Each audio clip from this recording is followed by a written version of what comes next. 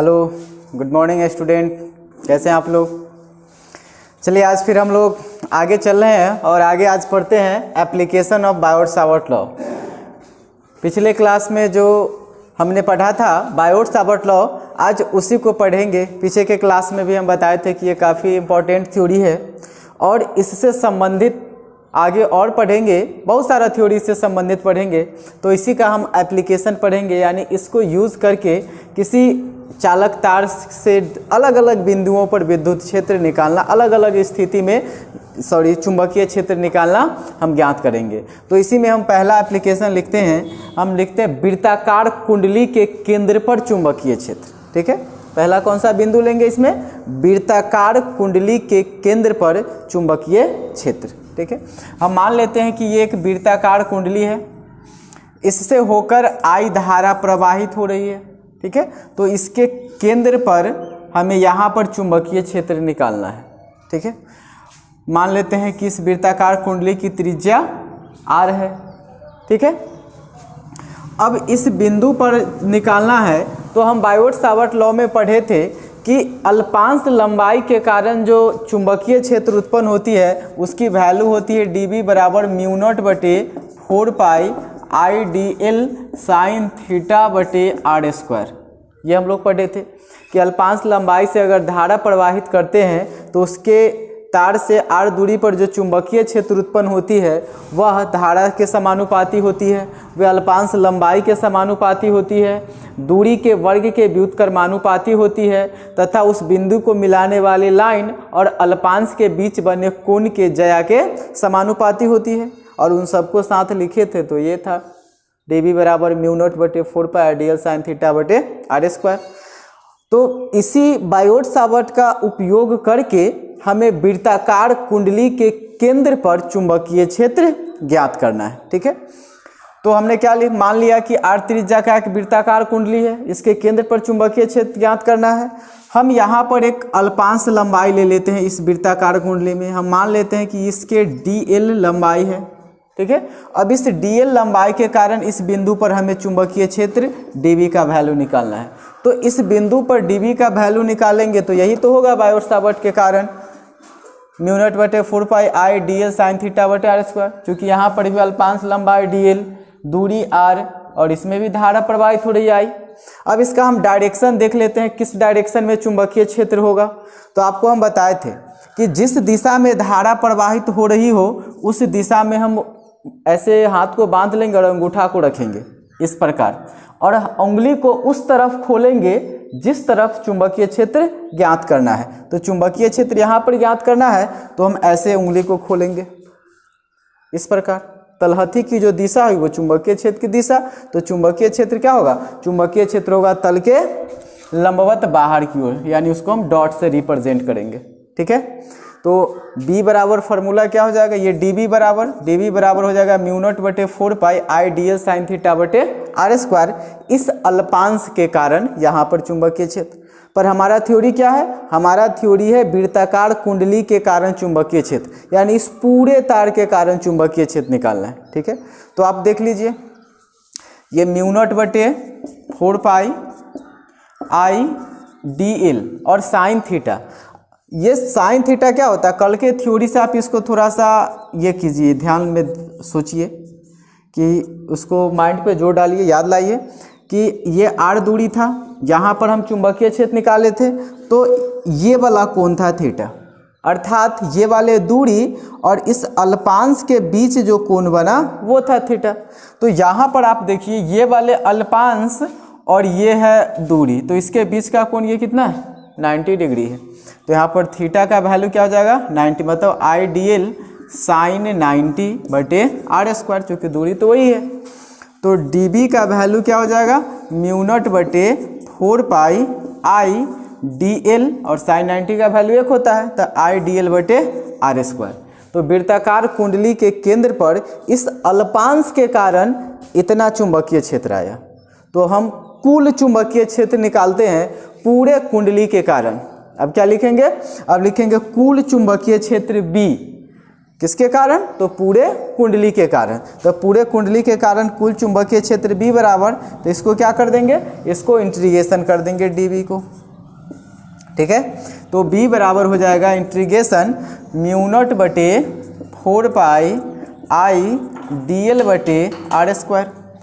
Integration math का major parts होता है, आपको पता है, जानते भी होंगे, और ऐसे भी हम छोटा छोटा इंटीग्रेशन चूँकि फिजिक्स में यूज होता है तो उसको हम बता देते हैं, बताते चलते हैं कि यहाँ पर d के साथ l लगा हुआ है तो l ही वेरिएबल हुआ, बाकी सब कांस्टेंट, तो उसको हम पीछे ले लेंगे।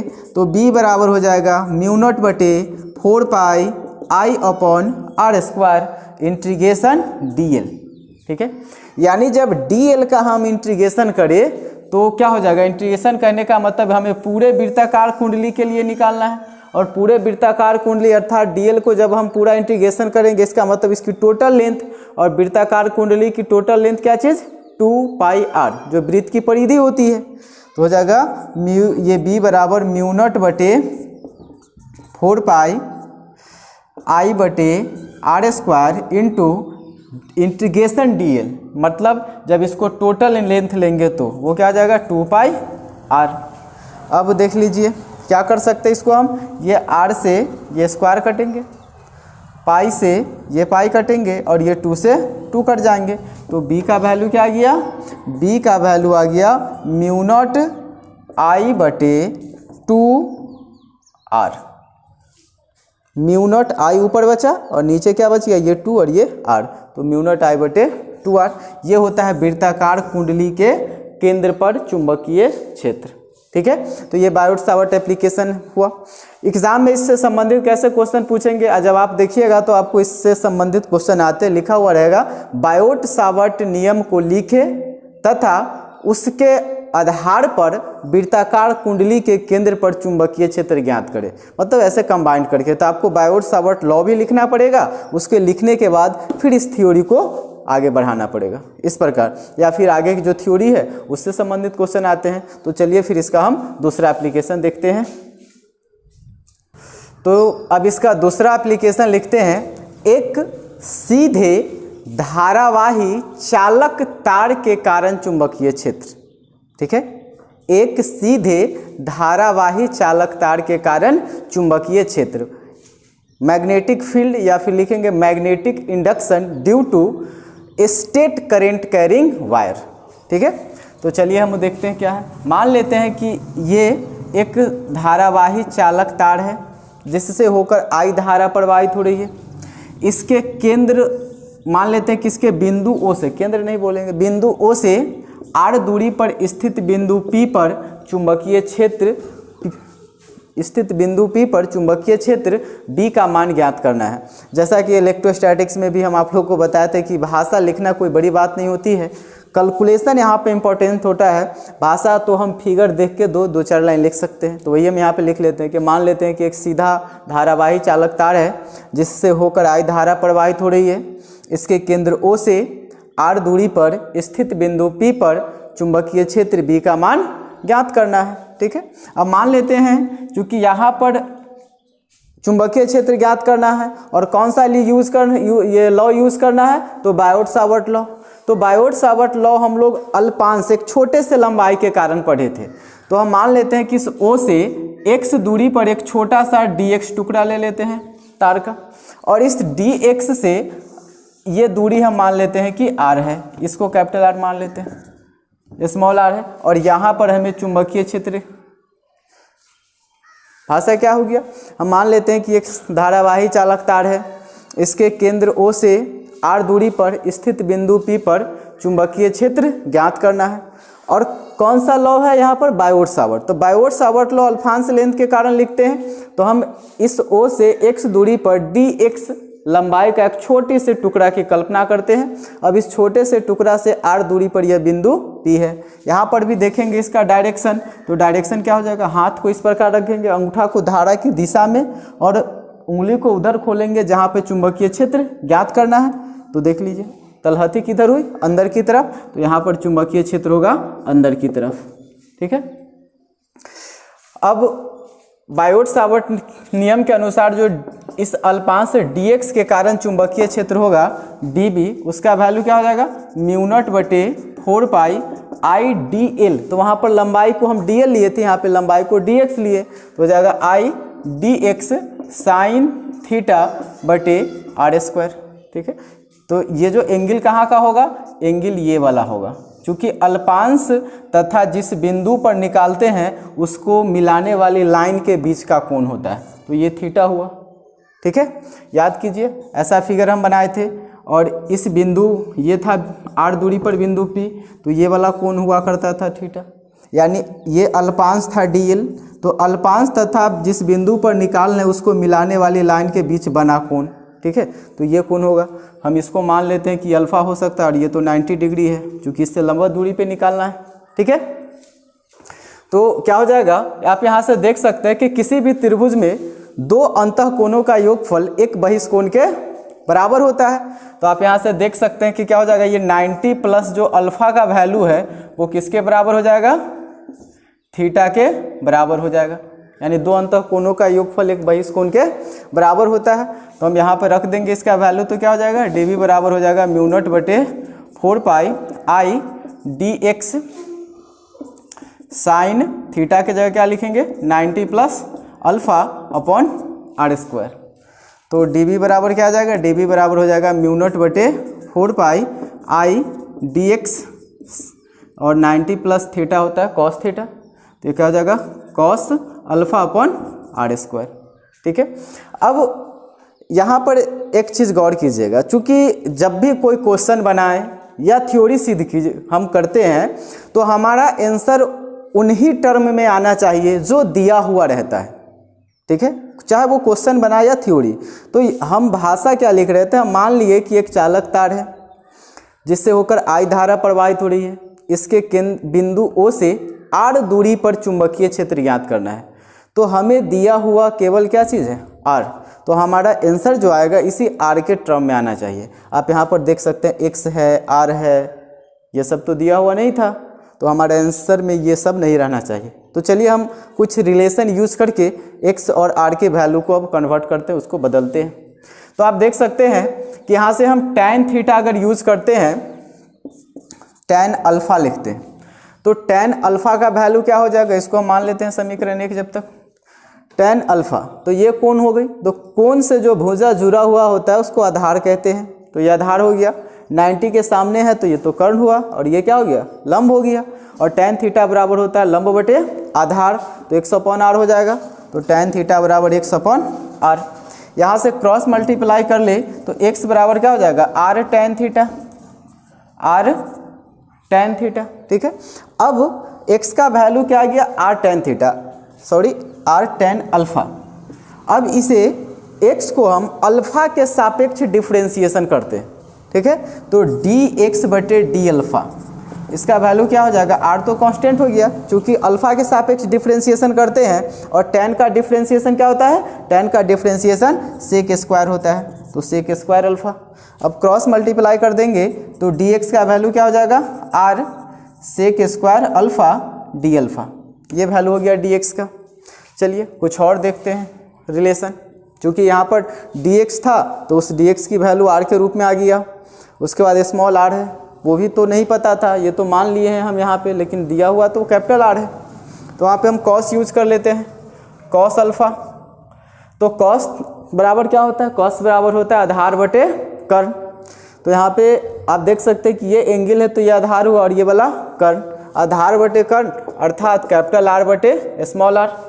यहाँ से r को अगर इधर लेते हैं तो क्या हो जाएगा, ये r बटे कॉस अल्फा यानी r सेक अल्फा, ये हो जाएगा। अब हम ये स्मॉल r और इस dx का वैल्यू रख देते हैं समीकरण 1 में। ठीक है, तो फिर लिखते हैं समीकरण 1 से, समीकरण 1 से dB का वैल्यू क्या हो जाएगा, तो देख लीजिए वहाँ पर म्यू नॉट बटे 4 पाई आई dx, तो dx के जगह हम ये वैल्यू रखेंगे, क्या चीज़, r sec square alpha D alpha, तो ये dx की वैल्यू हो गई। वहाँ पर फिर कॉस अल्फा है तो ये हो गया कॉस अल्फा। नीचे है आर स्क्वायर और r का वैल्यू क्या है, r सेक अल्फा, तो और स्क्वायर में है तो ये हो जाएगा r square sec square alpha, ये वैल्यू हो गई। तो यहाँ पर r से ये स्क्वायर कट गए और सेक स्क्वायर अल्फा से ये सेक स्क्वायर अल्फा कट गया। तो dB बराबर क्या बच गया, म्यू नॉट बटे 4 pi I cos alpha D alpha into sorry बटा में r। तो ये अल्पांश जो हमने अल्पांश ली उसके कारण ये वाला वैल्यू आ गया dB का वैल्यू, यानी चुंबकीय क्षेत्र का वैल्यू। अब हम इस पूरे तार के कारण कुल चुंबकीय क्षेत्र लिखे तो इसको क्या कर देंगे, इसको इंटीग्रेशन कर देंगे।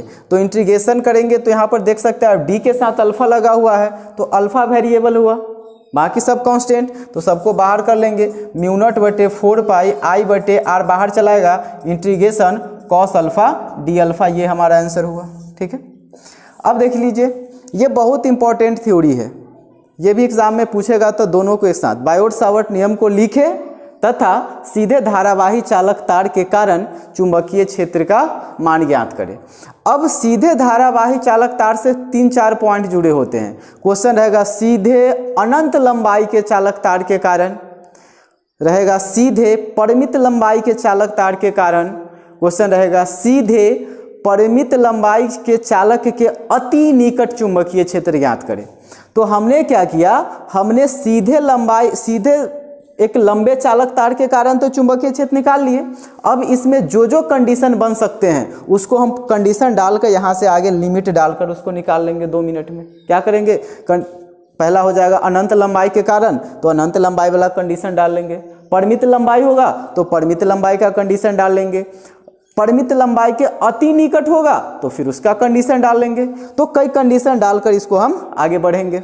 ऐसा ही एकदम 100% सेम थ्योरी आप लोगों को हम इलेक्ट्रोस्टैटिक्स में भी पढ़ाए होंगे कि एक समान रूप से आवेशित लंबे चालक तार के कारण r दूरी पर चुंबकीय क्षेत्र, यहाँ पर पढ़ रहे हैं, सॉरी वहाँ पर विद्युतीय क्षेत्र पढ़े थे, यहाँ चुंबकीय क्षेत्र पढ़ रहे हैं। बिल्कुल थ्योरी सेम था, फिगर भी सेम था और आंसर भी सेम ही था।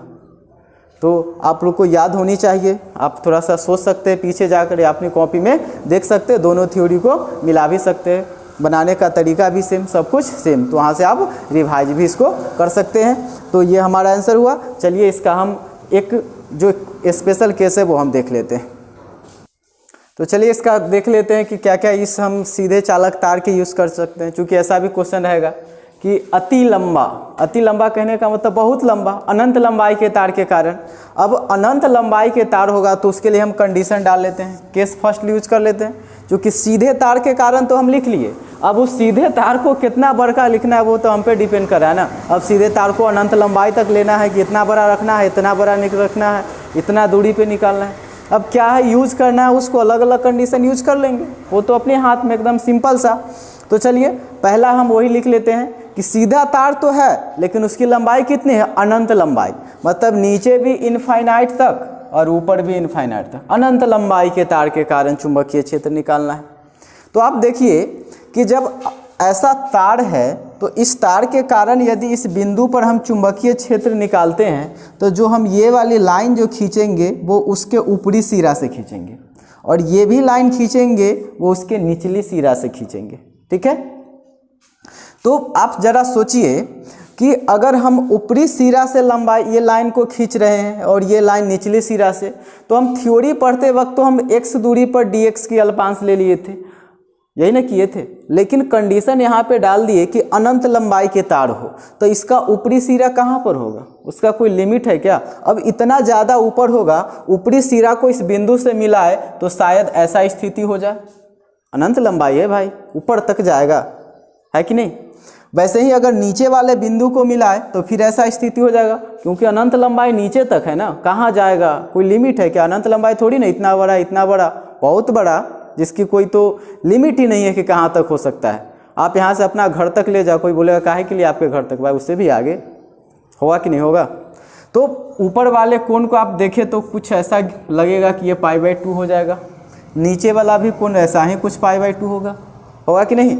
तो नीचे वाले को माइनस में और ऊपर वाले को प्लस में, तो इसका लिमिट हो जाएगा -π/2 से लेकर π/2 तक। ठीक है। तो कुल चुंबकीय क्षेत्र का वैल्यू होगा अनंत लंबाई के तार के कारण, तो उसको हम क्या लिखेंगे, म्यू नॉट बटे 4 पाई आई अपॉन आर, और इंटीग्रेशन में -π/2 से लेकर +π/2 तक, और क्या हो जाएगा ये कॉस अल्फा डी अल्फा होगा। अब इंटीग्रेशन में तो आपको पता है कॉस का इंटीग्रेशन होता है साइन, तो क्या हो जाएगा b बराबर हो जाएगा म्यू नॉट बटे 4 पाई आई अपॉन आर, और इसका क्या हो जाएगा इंटीग्रेशन साइन अल्फा। लिमिट क्या चीज़ है, -π/2 से लेकर +π/2 तक।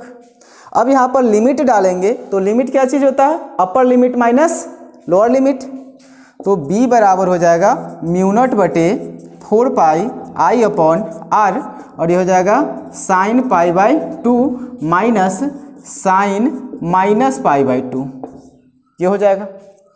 अब आपको पता है कि sine minus theta minus sine theta होता है, sine minus theta minus sine theta होता है, तो ये वाला माइनस को लिखे, यानी ये साइनस माइनस, ये साइन माइनस थीटा है वो माइनस साइन थीटा हो जाएगा, तो ये माइनस यहाँ पे आएगा तो माइनस माइनस प्लस हो जाएगा, तो ये हो जाएगा b बराबर म्यू नॉट बटे 4 पाई आई बटे आर, और sine theta plus sine theta यानी 2 साइन थीटा, ये हो जाएगा।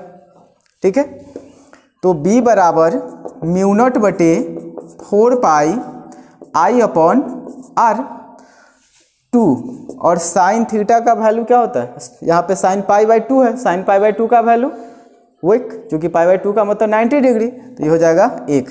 तो इसको क्या लिखेंगे, इसको लिखेंगे b बराबर म्यू नॉट बटे 4 पाई और 2i बटे r, ये लिख सकते हैं ऐसे, या इस 2 को 2 से यदि काट दे तो b बराबर ऐसा भी लिख सकते हैं म्यू नॉट बटे 2 पाई i बटे r, ये दोनों एक ही बात है। तो अनंत लंबाई के चालक तार के कारण ये चुंबकीय क्षेत्र हुआ। तो आपसे अगर एग्जाम में ऐसा क्वेश्चन आता है, पूछ रहा है कि बायोट सावर्ट को लिखे तथा अनंत लंबाई के चालक तार के कारण चुंबकीय क्षेत्र ज्ञात करें, तो आप इसी थ्योरी को आगे पढ़ेंगे और लास्ट पॉइंट में जब लिखेंगे कुल चुंबकीय क्षेत्र तो लिमिट -π/2 से π/2, क्योंकि यहाँ पर हम एक ही थ्योरी के 3 बार पढ़ते, तो एक बार हम सीधे तार के कारण लिख लिए और अलग अलग कंडीशन डाल लेते हैं, अनंत लंबाई के कारण डाल लिए, अब परिमित लंबाई के कारण डाल लेंगे, अब उसके बाद फिर उसके निकट निकाल लेंगे। ठीक है, तो इस बात को ध्यान रखेंगे। तो चलिए इसका दूसरा केस हम देख लेते हैं। चलिए दूसरा कंडीशन इसका देख रहे हैं, परिमित लंबाई के कारण। परिमित लंबाई कहने का मतलब तार की निश्चित लंबाई हो, फाइनाइट लेंथ, निश्चित लंबाई। जैसे यही क्वेश्चन पे हम डिस्कस कर लेते हैं कि इतना ही बड़ा, जितना बड़ा हम बनाए हुए हैं इतना ही बड़ा तार है और इसी तार के कारण निकालना है। तो जब इसी तार के कारण निकालेंगे चुंबकीय क्षेत्र, तो हम बताएं कि तार की ऊपरी सिरा से ऐसे लाइन खींच ले और निचली सिरा से खींच ले, और जो कोण बनेगा वो हम यूज़ करेंगे। तो इसके लिए एंगल, ये नीचे वाला को हम मान लेते हैं -α1 और ऊपर वाले को मान लेते हैं +α2, क्योंकि जो मिडिल पॉइंट है उसका बीच वाले लाइन इसके ऊपर वाले कोण को प्लस में और नीचे वाले कोण को माइनस में। तो निश्चित लंबाई के कारण यानी परिमित लंबाई के तार के कारण जो कुल चुंबकीय क्षेत्र निकालेंगे b, तो हो जाएगा म्यू नॉट बटे 4 पाई आई बटे आर, जो कि सीधा तार तो है ही और परिमित लंबाई है, तो लिमिट क्या हो जाएगा -α1 से लेकर +α2 तक। ठीक है, और कॉस अल्फा डी अल्फा, हम यहाँ पर α1 α2 इसलिए ले लिए क्योंकि परिमित लंबाई है और ये ऊपर का कोण और नीचे का कोण जरूरी नहीं है कि बराबर हो, क्योंकि हमें क्वेश्चन में ऐसा थोड़ी ना मिलेगा कि ये तार है तो एकदम ठीक बीच में ही है, कोई ज़रूरी नहीं है। हो सकता है कि नीचे की लेंथ कुछ और हो, यहाँ पर हमें निकालना है तो ऐसा फिगर बनेगा। ठीक है, तो ये वाला कोण कुछ और हो गया, ये वाला कोण कुछ और हो गया, ऐसा भी कंडीशन हो सकता है। तो इसीलिए हम यहाँ पे अलग अलग कोण मान लिए α1 और α2। अगर ये बीच में से ही हमेशा रहता तो फिर दोनों कोण बराबर होते। ठीक है, तो अलग अलग कोण बन सकते हैं, तो ये स्थिति हो जाएगी। तो b बराबर हो जाएगा म्यू नॉट बटे 4 पाई आई अपॉन आर, और कॉस अल्फा का इंटीग्रेशन साइन अल्फा, और लिमिट क्या चीज़ -α1 से +α2 तक। अब फिर upper limit minus lower limit, तो b बराबर हो जाएगा म्यू नॉट बटे 4 पाई आई अपॉन आर। अब अपर लिमिट क्या चीज़ α2 है, तो साइन α2 और माइनस साइन माइनस में α1, और अभी अभी हम लोग पढ़े कि sine minus theta minus sine theta होता है, तो ये माइनस आएगा तो क्या हो जाएगा, प्लस हो जाएगा। तो b बराबर हो जाएगा म्यू नॉट बटे 4 पाई आई बटे r sine alpha 2 plus sine alpha 1। ये चुंबकीय क्षेत्र हुई है। अब आप इससे संबंधित बहुत सारा न्यूमेरिकल भी बनाएंगे, ठीक है, इस फार्मूला से संबंधित। इसके अलावा थ्योरी में भी ये सीमित हो गए, ठीक है। चलिए अब इसका अब हम तीसरा केस देख लेते हैं कि परिमित लंबाई तो है, ठीक है, कि परिमित लंबाई लेकिन अति निकट, यानी क्वेश्चन होगा एक सीधे परिमित लंबाई के तार के अति निकट, जैसे ये तार है इसके अति निकट, यहाँ पर चुंबकीय क्षेत्र हमें ज्ञात करना है कि परिमित लंबाई के तार के अति निकट चुंबकीय क्षेत्र, बहुत नज़दीक। तो बहुत नज़दीक करेंगे तो आप देख लीजिए, ऐसे लाइन खींचेंगे ये बिंदु, फिर ऐसे लाइन खींचेंगे ये बिंदु, यही होगा ना। तो आप देख सकते हैं कि ये कोण बना फिर से 90 डिग्री हो गया, ये कोण बना फिर से 90 डिग्री हो गया। तो फिर उसका जो लिमिट हम लिखेंगे इसका, तो क्या हो जाएगा, b बराबर हो जाएगा म्यू नॉट बटे 4 पाई आई बटे आर, और ये क्या हो जाएगा -π/2 से लेकर +π/2 तक, और कॉस अल्फ़ा डी अल्फ़ा। तो फिर तो वही इंटीग्रेशन हो गया जो पीछे पढ़े हुआ ना। तो इसका भी आंसर वही हो जाएगा जो पीछे हुआ था, b बराबर म्यू नॉट बटे 4 पाई और 2i बटे आर। ये आंसर हो गया फिर से, ठीक है।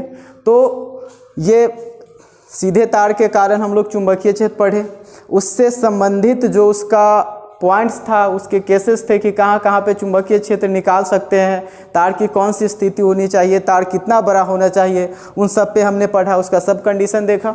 अब इससे संबंधित बहुत सारे न्यूमेरिकल होंगे, तो फिर हम अगले वीडियो में मिलते हैं कुछ क्वेश्चंस लेकर इस थ्योरी से संबंधित। बोर्ड के एग्जाम के व्यू से बहुत इंपॉर्टेंट ये थ्योरी था, आप लोग इसको बढ़िया से घर पे तैयारी कर लीजिएगा। फिर मिलते हैं अगले वीडियो में, तब तक के लिए देखते रहिए दीप बिहार इंटरमीडिएट कोचिंग सेंटर। जय हिंद, जय भारत।